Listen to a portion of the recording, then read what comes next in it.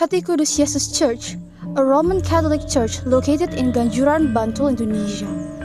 Based on its location, it is also known as the Ganjuran Church. This church is the oldest church in Bantul. Ganjuran Church was established on April 16, 1924 by the Smucher family, who owned a sugar factory in the area. The church building has been changed a lot, including being rebuilt after the 2006 Yogyakarta earthquake. Many people have made comments on its Japanese design and how the church continues to incorporate Japanese culture in the liturgy. On this documentary, we will explore more on how this church built a bridge between Catholicism and Japanese culture. Saya nama Romo Raimundus Sugihartanto PR. Saya di sini sebagai pastor kepala paroki di Gereja Ganjuran.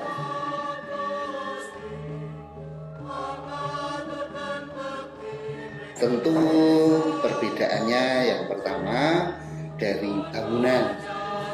Bangunan sendiri sudah menampilkan sesuatu yang berbeda dari tempat ibadah, utamanya gereja-gereja yang lain. Kalau gereja-gereja yang lain itu lebih nuansa yang lama itu gaya Eropa, yang lain itu gaya modern.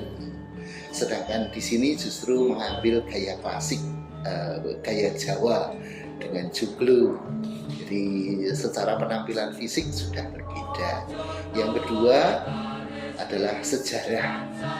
Bagaimana gereja ini sampai akhirnya mengangkat budaya Jawa dengan segala fasilitasnya, karena memang sudah cukup lama, hampir 100 tahun ini melekat di hati orang Jawa bagian pesisir selatan ini, sehingga lalu kami pertahankan untuk gereja dalam bentuk budaya Jawa ini. Itu yang membedakan dari yang lain, karena memang kami berada di Jawa dan ingin untuk sungguh-sungguh menjadi milik orang Jawa.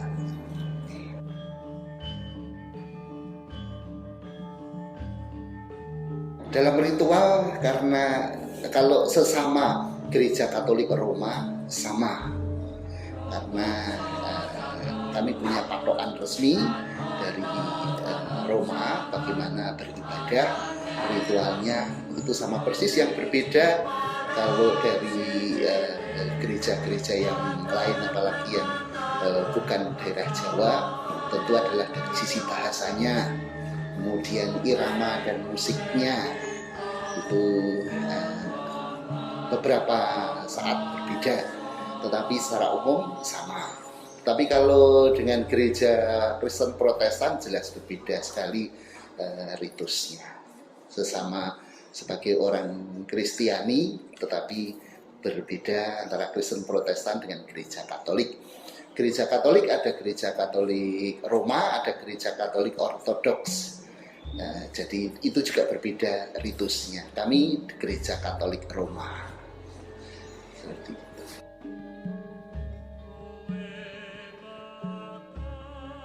Di dalam gereja Katolik dimungkinkan untuk menghayati kedekatannya dengan Tuhan dalam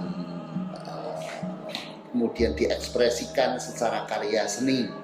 Jadi kalau di gereja Katolik dimungkinkan untuk itu, sehingga ketika kami sebagai orang Jawa merasa begitu dekat diberkati oleh Tuhan, maka kami bahkan ketika menyembah pun membayangkan seperti hanya ketika orang Jawa pada menyembah para rajanya, tetapi raja kami yang sesungguhnya adalah Tuhan sendiri.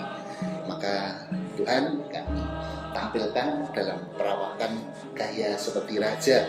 Kebetulan juga dalam gereja Katolik ada perayaan Kristus Raja untuk menutup kalender liturgi. Jadi ada perayaan Kristus Raja, dan itu bagi kami klop banget gitu.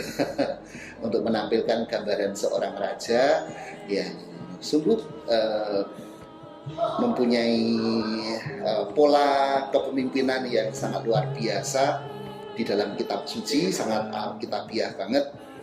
Tuhan memimpin sebagai seorang pemimpin dunia yang sangat dekat dengan rakyat, sangat peduli dengan rakyat, dan itu sekaligus sebagai sebuah gambaran dan mimpi rohani kami dengan sukacita sebagai umat yang dicintai seorang raja yang begitu mencintai sehabis-habisnya.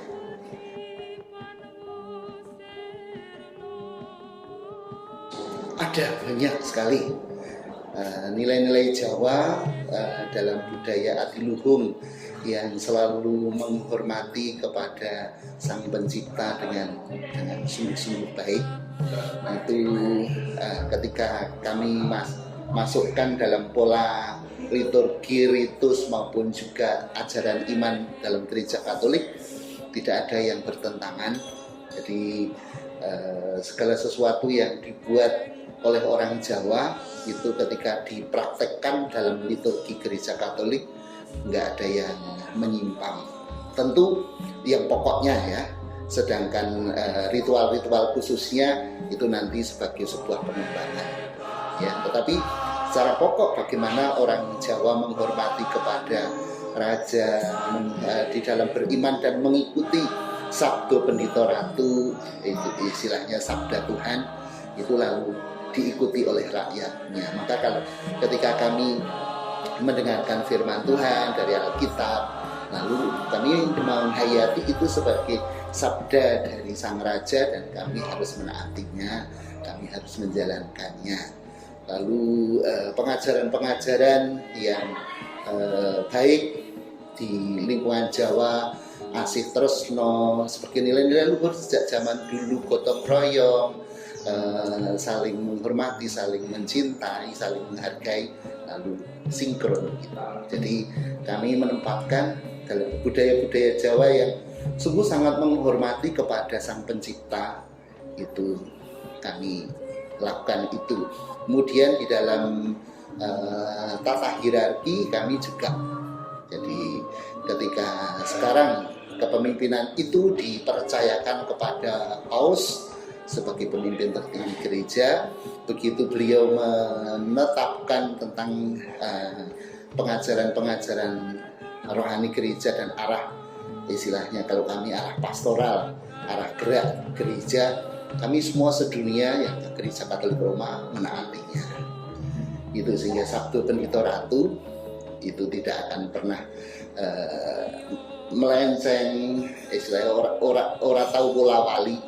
Artinya apa yang dikeluarkan oleh Bapak Suci, ya, beliau sebagai pribadi yang menafsirkan dari kehendak Tuhan sendiri kemudian dituangkan dan kami menganggap itu sebagai suatu pengajaran tentang kebenaran. Jadi orang Jawa dalam kehidupan sehari-hari juga sangat dekat dengan Sang Pencipta, lalu dia juga dekat dengan alam yang dia cintai. Jadi bagaimana mencintai termasuk juga bumi Nusantara yang dianugerahkan bagi kita orang Jawa sebagai bagian dari Nusantara.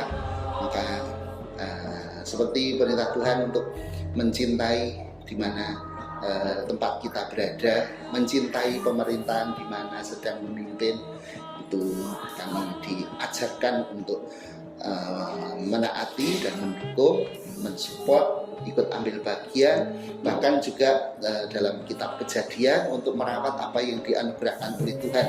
Dan orang Jawa itu sangat baik sekali dalam mencintai alam semesta, mencintai Tuhan.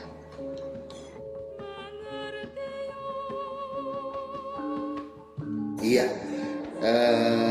dalam simbol-simbol yang terdapat di gedung gereja, pendopo sebagai papan sinewoko Sang Prabu ketemu dengan rakyatnya, mengapa dibuat terbuka sebagai sebuah gambaran bagaimana Tuhan itu juga selalu terbuka menerima kehadiran umatnya kapanpun, saat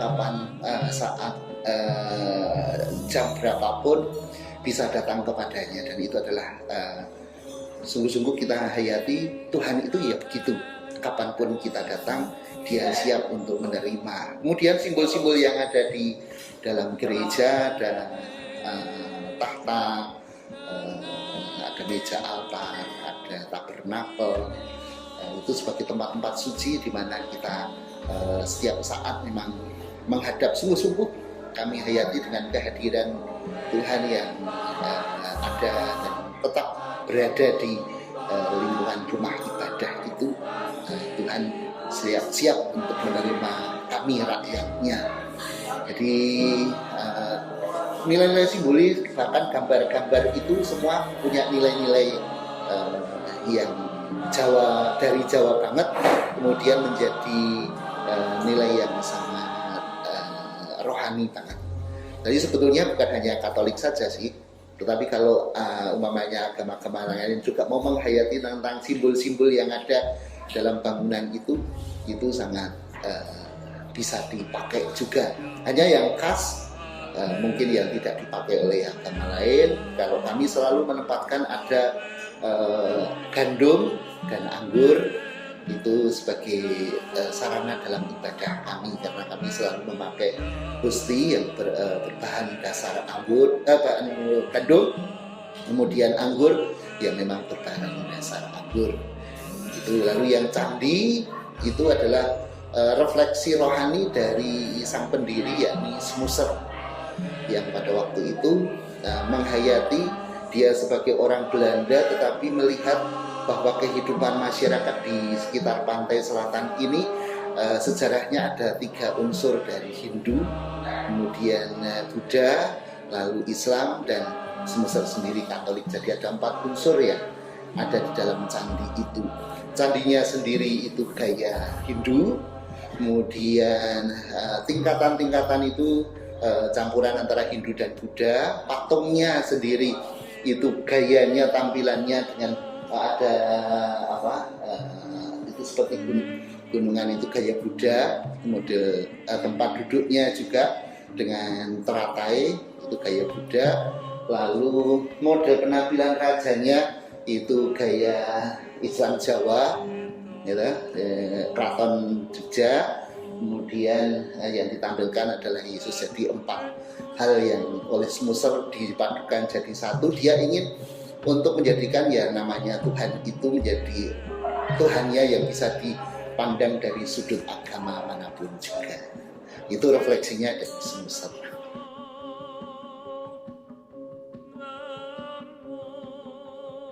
Gamelan itu sebenarnya gamelan umum ya, tetapi yang kami pilih adalah gamelan meditatif. Gamelan meditatif yang ketika orang duduk tidak dibikin resah. Ketika orang berada di lokasi ini bukan dibikin untuk menjadi justru tidak nyaman, tetapi ketika masuk di sini, apalagi duduk-duduk di depan sana, bahkan ketika mau berdoa itu hatinya justru dibimbing makin tenang, makin damai. Karena yang memang dipakai dan itu sudah dari hasil karya para ilmuwan musik yang menciptakan lagu-lagu irama musik meditatif, maka orang berdoa bisa. Ada kesaksian bahwa orang yang bahkan sudah 2-3 bulan tidak bisa tidur, kalau malam datang ke sini baru sebentar saja itu lalu merasa nyaman, bahkan langsung geletak di pendopo itu bisa tidur. Dan dia bersaksi datang ke pastoran ini, cerita sama saya, bersyukur sudah 2 bulan tidak pernah bisa tidur, datang ke sini cuci muka, ada yang mandi itu terus bisa tidur. Artinya musik itu ternyata sangat bisa membantu pula orang menata jiwanya, menata hatinya.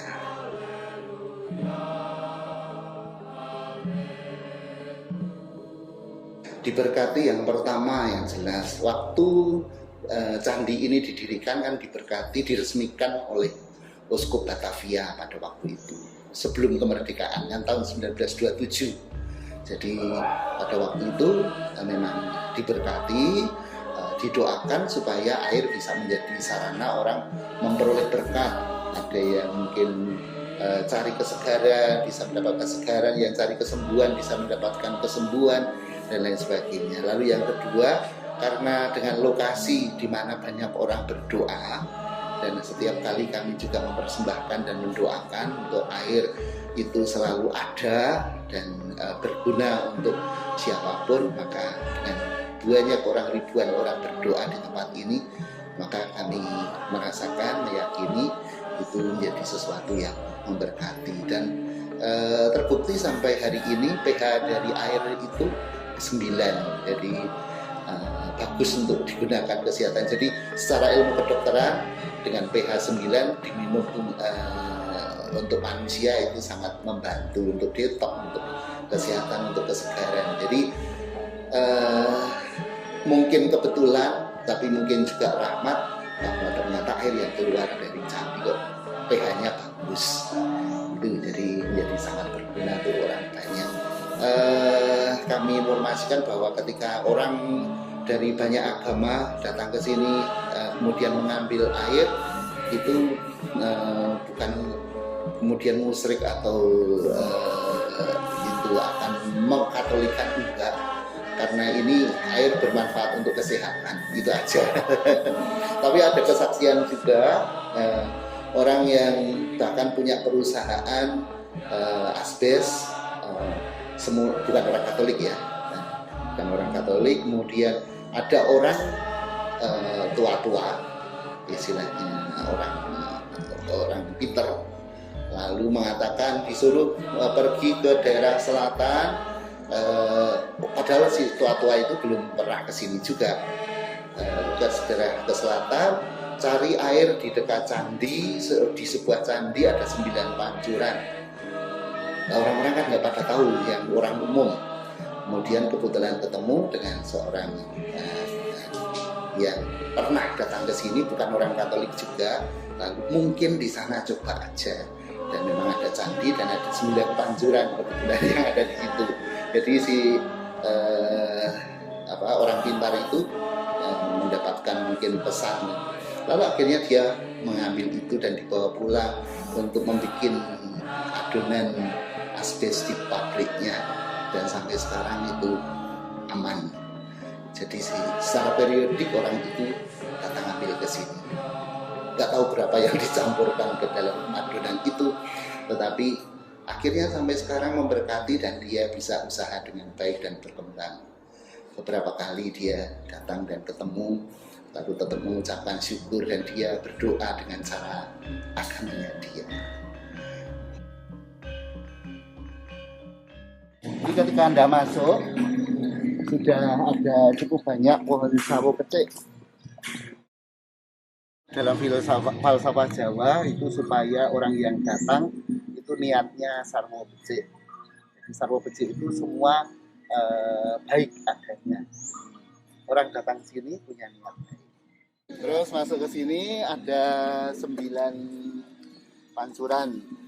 Itu angka 9 tentu menjadi angka yang tertinggi. Kalau orang Muslim menggunakan untuk ya cuci muka, meskipun tidak butuh sampai penuh ya, tapi memang untuk membersihkan diri. Lalu ini ada pohon-pohon teratai, itu dalam tradisi orang-orang yang tahu tentang Feng Shui, itu pohon teratai bagus untuk kedamaian.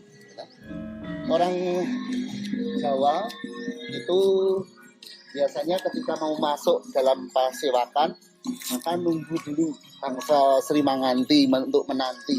Nah, orang-orang biasanya pada duduk di sini untuk menyiapkan diri, kadang-kadang juga menurunkan dulu keringat. Gitu. Ada yang kemudian lalu bersih-bersih diri, entah di toilet, entah ada di kamar mandi Siloam sana, orang sesuci dan membersihkan diri. Jadi untuk bisa pantas dan siap. Gitu. Nah, kemudian yang langsung ingin untuk ibadah ke gereja, maka mereka juga nanti akan ibadah ke gereja. Di depan gereja juga ada banyak pohon teratai dan pohon palma, karena kita ingin untuk mewujudkan kedamaian, dan pohon palma itu pohon yang khas ya waktu kami merayakan Minggu Palma, kemudian dipakai untuk acara ibadah.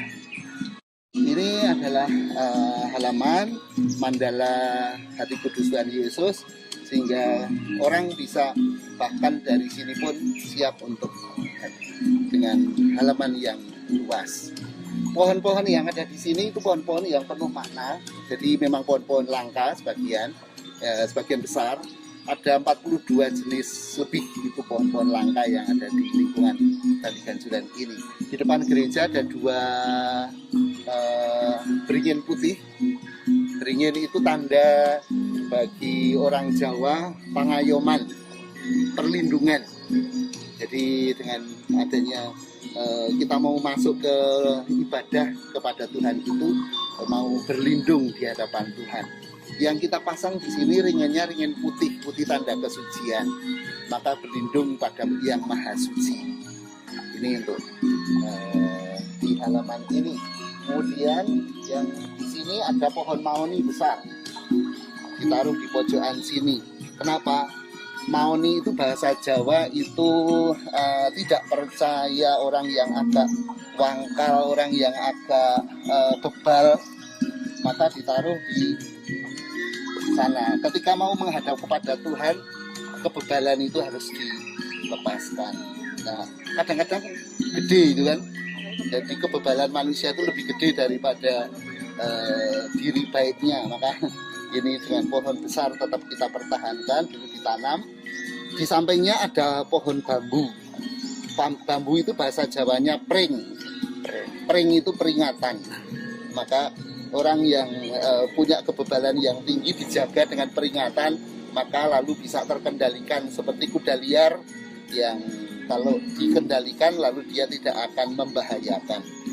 Nah, ini ketika kita masuk itu dengan pilar-pilar yang besar-besar, kehidupan manusia dalam keberimanan itu memang membutuhkan pilar-pilar penyangga kehidupannya yang sangat penting, sehingga dirinya lebih kokoh dan kuat. Tanpa penyangga yang penting tidak bisa kokoh dan kuat, mudah tumbang rumahnya, ya. Ini ada gambaran nanas, ya, gambaran nanas yang dan bunga-bunga itu tanda kesegaran. Nanas yang rasanya manis itu membuat kehidupan yang manis. Dalam tradisi Jawa itu banyak dipakai untuk simbol-simbol. Ketika bikin kembar mayang itu ada nanasnya di sana juga. Kemudian bunga-bunga tanda mekar, bunga yang mekar tanda sukacita yang penuh. Ya, gedung ini itu dibangun atas izin Sri Sultan Hamengkubuwono. Jadi karena ini merupakan duplikat dari pendopo keraton, jadi bahkan bentuk gedung, pilihan warna ini seizin dari Keraton Yogyakarta. Yang meresmikan akhirnya juga Sri Sultan sendiri untuk gedung ini. Ini tempat untuk memimpin ibadah. Ini ada simbol-simbol yang tadi saya katakan, ada simbol gandum dan anggur itu. Kemudian ini ada simbol burung pelikan. Burung pelikan itu cara hidupnya sangat khas dibanding dengan burung-burung yang lain. Di padang gurun sana, kalau burung pelikan ini tidak bisa memberi makan pada anak-anaknya, dirinya yang dikorbankan untuk memberi minum pada anak-anaknya, sehingga anak-anaknya minum dari darah yang dia cucuk itu. Jadi dia patok, kemudian darahnya diminum oleh anaknya. Itu kemudian yang di atas ada salibnya itu persis dengan gapura yang ada di depan sana itu. Mengapa gapura dipasang di situ duplikatnya? Karena orang hidup itu kan ingin untuk nanti akhirnya masuk surga. Jadi kita pasang gapura, ya kita dengan ibadah itu ingin memasuki gapura menuju ke surga. Maka tekunlah ibadah supaya nanti bisa memasuki gapura kehidupan kekal nanti. Ada malaikat yang di dalam agama apapun juga itu ada malaikat yang menjaga kita, digambarkan di sana dengan gaya Jawa juga. Yang di sana itu sama dengan yang di candi itu. Itu patung Hati Kudus dan Yesus yang di sana.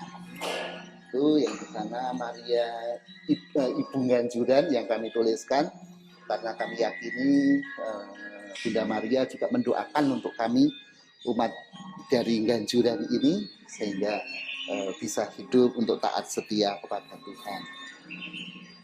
Itu simbol-simbol, ada gunungan.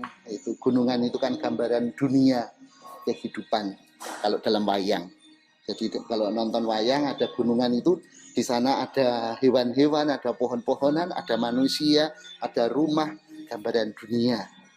Jadi ya kita menyadari kita masih ada di dunia Tuhan, dan juga orang-orang suci termasuk Bunda Maria itu yang sudah menjadi pendoa paling dekat bagi kami. Itu yang di atas sana ada merah. Kenapa ada merah? Itu adalah gambaran api yang bagi kami itu Roh Kudus. Dengan adanya api itu, orang yang terbakar api kan di satu pihak dirinya akan dimurnikan. Apapun yang terkena api kan kemudian lebur, ya kan. Kalau emas dibakar dengan api lalu jadi murni. Itu jadi kami dengan doa-doa ini harapannya, kerinduannya untuk dimurnikan, untuk bisa hidup dalam kemurnian sejati, artinya hidup dalam kebenaran. Seperti itu. Ini terap-terapannya berarti ada 5, 1, 2, 3, 4, 5, atau kalau orang melihat hanya 3 juga bisa. Kalau 5 itu ya Pancasila, atau kami 5 perintah gereja. Kalau mau melihatnya 3 terap ya berarti itu bagi kami ada Tritunggal Maha Kudus. Seperti itu. Dari depan tadi ada 7 terap. 7 itu bagi orang Jawa kan pitulungan. Jadi mau masuk ke sini untuk memohon pertolongan Tuhan, pitulungan dari Tuhan. Itu yang bukti diresmikan oleh Sri Sultan ada di itu batu yang di sana untuk bukti rumah ini, tempat ini adalah tempat yang memang diakui oleh provinsi maupun Kesultanan. Ada 3 tahta, 1 untuk pemimpin utama, yang 2 untuk asisten. Jadi kalau saya pas memimpin duduk di tengah. Di sana ada gamelan, dinamai tempat itu Ki Pujo Harsono. Ki Pujo Harsono itu adalah tokoh yang mengembangkan seni gamelan di Ganjuran ini. Kemudian sangat berkembang sampai sekarang dan dipakai di dalam pendukung ibadah. Karena memang irama gamelan gaya Jawa ketika dipakai dalam ibadah juga sangat bagus dan sangat indah, enak untuk dirasakan. Kecuali istilahnya memilih iramanya itu irama untuk tari atau irama untuk baris berbaris seperti sekaten kayak gitu, itu beda. Tapi ini memainkannya untuk irama ibadah. Monggo kita mau lanjut ke sana. Ini pohon-pohon besar ini rata-rata untuk, kalau dalam falsafah Jawa, untuk tolak bala. Iya, dan mempunyai energi positif. Ketika Anda mau masuk ke sana ada pohon mangga. Pohon mangga aromanis. Monggo silahkan masuk. Ini ada sesuatu yang manis yang ingin kami sajikan. Ya, namanya ada pohon mangga. Lalu ada di sebelah kanan pohon bambu pring, ya, pringnya warnanya kuning. Ini juga peringatan untuk kita ketika mau menuju ke tempat yang suci. Sekali lagi kita diingatkan untuk menjadi pribadi yang rendah hati, yang baik, lalu pikirkan sesuatu yang mulia. Jadi kuning ini emas, gambaran emas, pering emas, peringatan untuk selalu memikirkan dan memperjuangkan, mencari apa yang baik ketika datang ke tempat ini. Ini tahu pohon apa? Belimbing ya? Belimbing wuluh, ya. Belimbing wuluh itu rasanya asam, tetapi ketika dipakai untuk masak menjadi enak juga. dan juga dipakai oleh orang Jawa untuk sarana membersihkan, termasuk ada keris segala itu. Ini kita tanam juga karena juga dalam tradisi Jawa kesehatan juga bagus, menurunkan kolesterol. Iya, jadi di sana ada pemandian Siloam. Nah, itu pemandian rohani, banyak orang mandi di sana, bukan hanya sekedar mandi tetapi kamar mandi Siloam untuk orang-orang yang ingin membersihkan diri. Jadi mandi dengan doa di sana. Biasanya kalau yang sudah tahu langsung mandi sana, kalau yang belum tahu datang ke saya lalu saya bimbing untuk proses mandi di sana. Banyak, bukan hanya orang Katolik saja, tapi orang-orang, bahkan banyak orang Muslim juga datang ke sini untuk mandi, karena bagi mereka air itu sifatnya netral, jadi tidak ada agama apapun. Dan saya jelaskan juga secara umum, bukan kalau yang bukan Katolik ya saya jelaskan secara umum, kalau yang Katolik saya jelaskan secara nilai-nilai Katolik gitu. Lalu keluar dari kamar mandi sana, untuk orang Katolik lalu datang ke pojokan sana. Itu ada Pondok Maria Ibu Yesus yang juga sangat dekat dengan kita umat manusia yang percaya pada Tuhan Yesus. Kami orang Katolik lalu berdoa untuk memohon diizinkan untuk bisa lebih dekat dengan putranya.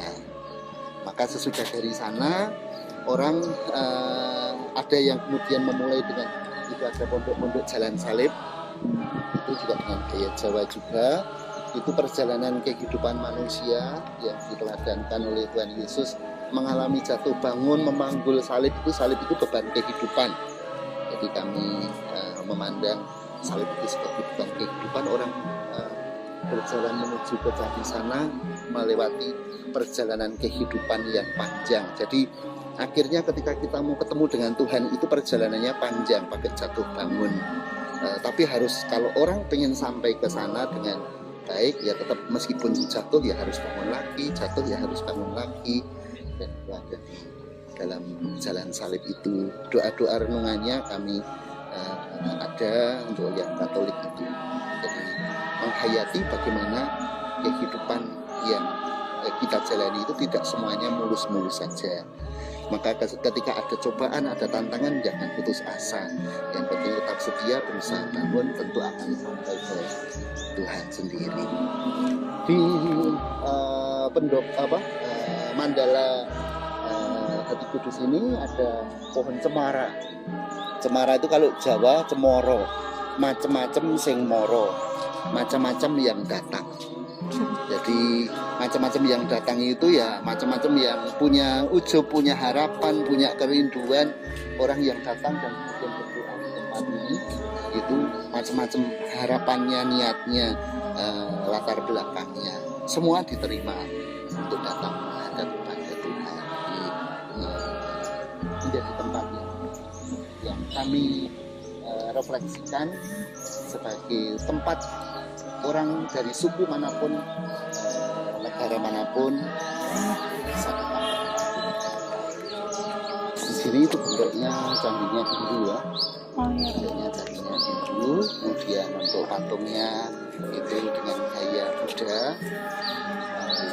Patung latar belakang patungnya dan alasnya itu gaya Buddha.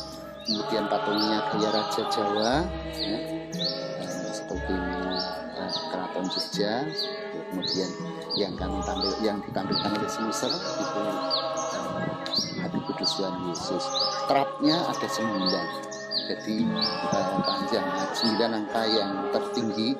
Jadi ketika kita mau menghadap dan mendekat kepada Sang Pencipta, Tuhan sendiri, itu memang langkahnya panjang, tinggi dan harus dijalani.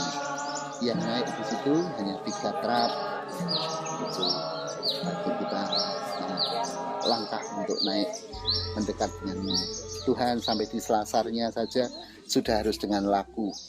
Jadi setiap perjuangan untuk semakin dekat dengan Tuhan memang harus ada trap-trap yang harus makin naik kita. Makin lama makin tambah umur harus makin naik tingkat kehidupan baiknya. Ya di sini, kemudian di sebelah sana ada Paseban Van Riese, itu yang dulu meresmikan di sini. Itu dulu Uskup Batavia. seperti yang memberkati di sini. Itu dipakai untuk tempat gamelan. Lalu Caroline Smusser ini, Caroline Smusser itu istrinya Smusser yang mempersembahkan tempat ini. Dulu kan kompleks pabrik gula Gondang Lipuro. Pabrik gula Gondang Lipuro itu ternyata bisa bebas dari krisis moneter, tetap bisa hidup bahkan makin berkembang. Lalu sebagai tanda syukurnya dia membangun ini. Alasannya kenapa? Karena dulu dia novena Hati Kudus Tuhan Yesus. Itu dia doa namanya doa novena Hati Kudus Tuhan Yesus. Maka sebagai tanda syukurnya dia bikin tempat ibadah untuk dia dan keluarganya dan boleh dipakai oleh umum. Jadi awalnya untuk dirinya, tapi akhirnya diberikan pada gereja, kemudian dipakai untuk itu. Yang pancurannya ini ada sumurnya, ya, ada sumurnya di sini, ada di pojokan. Oh, berarti di bawah sini ada sumber air ya, Pak? Iya. Oh. Ada sumber air. Nah, dulu awalnya 9 pancuran itu ini 3 ini biasanya bisa di timur, tapi karena kemudian orang banyak berdoa jadi airnya ada di bawah sini. Dan kemudian ada orang banyak berdoa kan mengganggu, ini kita geser, kita pakai power itu, kita alirkan ke sini. Gitu. Kalau mau melihat yang di sini ini ada orang-orang Buddha seringkali berdoa. Beberapa orang-orang Muslim itu ya langsung ambil air di sebelah sini. Ini ada pohon bodhi. Oh. Ya, pohon bodhi ini dalam agama Buddha dipakai untuk sarana ibadah. Tapi sebenarnya secara umum kan pohon bodhi itu pelindung air. Ini juga pohon-pohon pelindung air, ini masih kecil-kecil. Ini pelindung air semua. Dan ini pohon-pohon langka yang biasanya kalau di tempat-tempat di hutan-hutan itu begitu ada pohonnya ini di bawahnya itu ada sumber air. Ya. Jadi sebetulnya kita pakai pohon-pohon yang untuk melindungi air karena memang air itu adalah kehidupan manusia. Nek cari kos mesti cari yang airnya gampang enggak untuk mandi nanti ya. Untuk minum bisa beli tapi untuk mandi butuh air. Lalu cari rumah airnya gampang enggak, pumpnya dekat apa enggak. Jadi air menjadi salah satu yang dibutuhkan oleh manusia, sangat penting. Jadi kita menanam pohon-pohon pelindung air di sekitar candi ini supaya sumber airnya tetap baik. Itu. Nah, di sini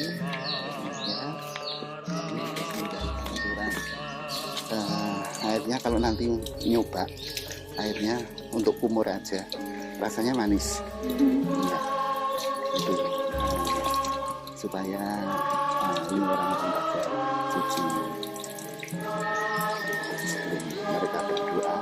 Di atasnya ada pohon anggur yang juga menggambarkan sesuatu yang manis, buah-buah yang manis. Orang yang sesudah bersih-bersih diri lalu berdoa, hidupnya harapannya akan berbuah manis. Manis untuk sesama, manis untuk bangsa dan negara. Itu harapan kami. Ke barat sana itu ada beberapa pohon kamboja, sangat bagus untuk membersihkan energi-energi negatif. Mengapa ditanam di kuburan? Sebetulnya ini pohon yang bisa ditanam di manapun di sekitar rumah dan itu menyerap energi negatif. Itu kalau paranormal tahu tentang makna dari pohon kamboja. Nah, kami menanam itu juga untuk menyerap energi-energi negatif. Kan orang yang datang ke sini banyak orang yang berkeluh kesah. Jadi dengan kita tanam pohon-pohon yang juga menyerap energi-energi negatif ini banyak sekali, termasuk pohon ini yang di depan itu, supaya menyerap energi-energi negatif dari orang-orang yang di sini datang berkeluh kesah, mohon untuk pelepasan. Ketika dilepaskan Tuhan kan energi buruknya itu kemana? Kadang berterbang. Jadi diserap oleh tumbuhan-tumbuhan itu. di paling sana, yang di selatannya tulisan Rumah Sakit Santa Elizabeth itu adalah kuburan. Jadi ketika orang berziarah sesudah berputar ke sini ke sana, akhirnya sesudah kita ketemu dengan Tuhan, tetapi jasad kita terkuburkan. Ya. Jadi selesai peziarahan di sana lalu orang kembali. Sehingga harus diingat, akhir dari hidup manusia nanti akan mati, tapi sebelum mati dikuburkan di sana, ketemulah dulu dengan Tuhanmu. Siang Ya, Pak, selamat siang. boleh memperkenalkan diri dulu? Ya, nama saya Albedo Salmurhadi. Saya sebagai anggota keamanan Satpam di Gereja Ganjuran ini. Rumahnya cuma sekitar sini, saya dari Kretek. Oh, berarti Bapak masih termasuk ini ya, warga sekitar sini. Iya. Kalau dari setahu Bapak dan Bapak sendiri, apa tanggapan Bapak terhadap adanya gereja Ganjuran ini? Karena berhubungan ini gerejanya mungkin kalau dibandingin gereja lain itu termasuk unik ya, karena gereja lain itu kan lebih bentuknya seperti Eropa, tapi ini ada Jawanya. Iya. Menurut tanggapan Bapak bagaimana? Sebagai gereja sini kan termasuk untuk tempat doa, juga untuk tempat ziarah. Untuk tempat doanya emang doa Katolik. Untuk tempat ziarahnya itu kan dibuka untuk umum, jadi nggak harus orang Katolik, orang Muslim juga bisa, Kristen, Hindu, Buddha. Soalnya kalau tempat ziarah sini kan ada candi, candinya itu kan candinya Hindu, terus di dalamnya ada patung Tuhan Yesus, pakaiannya sebagai pakaian Jawa, jadi akulturasi budaya lah kalau di tempat ziarah sini, jadi semua agama masuk di situ. Kalau dari pengalaman Bapak, mungkin dari pertama kali Bapak mulai bekerja di sini dan sampai sekarang, ada nggak ya Pak sebuah pengalaman yang benar-benar menonjol gitu sama Bapak menjaga di sini? Pengalaman maksudnya pengalaman dalam saya bekerja atau? Iya, sama bekerja. Untuk pengalaman saya di sini sih, kalau menonjol sih enggak ya, tapi saya sebagai keamanan di sini sih banyak orang yang berdatangan, juga ada yang di luar Katolik juga ada, itu juga ada yang ikut sholat juga di tempat seperti ini. Ya, saya sebagai orang itu kadang juga, waduh kok bisa orang, tapi kan dia juga ingin berdoa di sini ya, sekarang juga mempersilahkan, yang penting juga tidak mengganggu yang ingin berziarah ataupun berdoa di tempat seperti ini. Itu aja. This church have shown that it is not impossible to incorporate local cultures with religiosity. Being Javanese won't make the believers less Catholic, and being a Catholic won't make them less Javanese.